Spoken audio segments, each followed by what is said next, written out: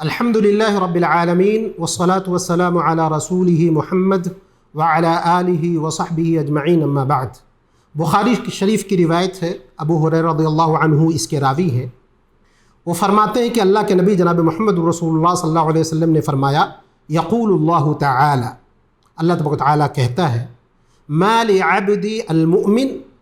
عندی جزاء اذا قبضت صفیہ من اہل الدنیا ثم احتسبہ الا الجنہ۔ فرماتے ہیں کہ اللہ تبارک و تعالی فرماتا ہے کہ میرے مومن بندے کے لیے میرے یہاں جنت کا بدلہ ہے جس وقت میں اس کی کسی محبوب چیز کو چھین لوں، پھر وہ اس پر صبر کرے تو اس کے لیے جنت ہے۔ تو اس حدیث سے یہ بات معلوم ہوئی کہ اللہ کے نبی جناب محمد الرسول اللہ صلی اللہ علیہ وسلم جب اللہ کی بات کو اپنے الفاظ میں بیان کریں تو اسے حدیث قدسی کہا جاتا ہے، اور یہ حدیث قدسی ہے۔ دوسری بات یہ ہے کہ اگر کوئی شخص صبر کرتا ہے کسی کی وفات پر، کسی چیز کے چھن جانے پر، اور اللہ سے ثواب کی امید رکھتا ہے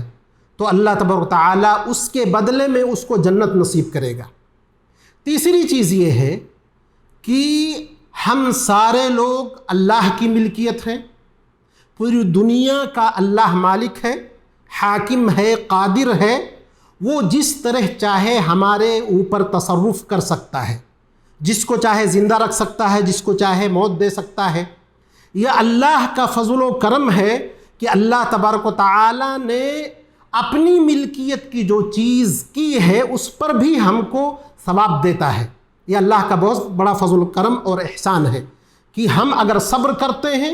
تو اللہ تبارک و تعالی ہم کو اس پر بدلہ دیتا ہے اور جنت کا بدلہ دیتا ہے۔ اسی طرح کی دوسری روایت جو بخاری شریف کی روایت ہے،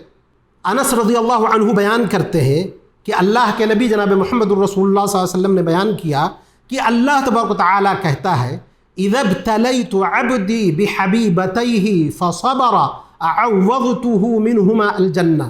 کہ جب میں اپنے کسی بندے کی دو محبوب چیزیں چھین لیتا ہوں، یعنی دونوں آنکھیں، اور اگر اس پہ وہ صبر کرتا ہے، اللہ سے ثواب کی امید رکھتا ہے، تو اس کے بدلے میں اس کو جنت نصیب کروں گا۔ تو یہ بڑی عظیم چیز ہے۔ اللہ تبارک و تعالی ہمارے کسی عذر کی بنیاد پر، یا اللہ تبارک و تعالی ہم سے کوئی چیز چھین لے،